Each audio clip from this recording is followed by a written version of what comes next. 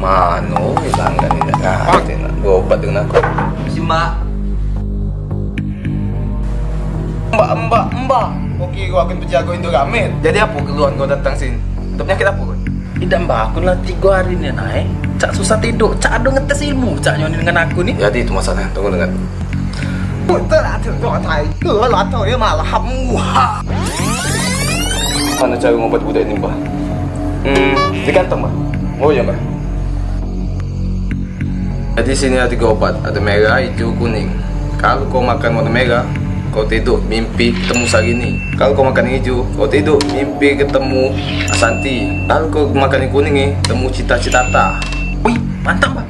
Jadi mana aku makan galau-galau yang pacak ketemu galau nak Mbak? Pacak lah, kau makan sekali 3 ni, kau bakal ketemu galau. Plus, temu ni ke Ardila. Maksudnya Mbak? Laju kau.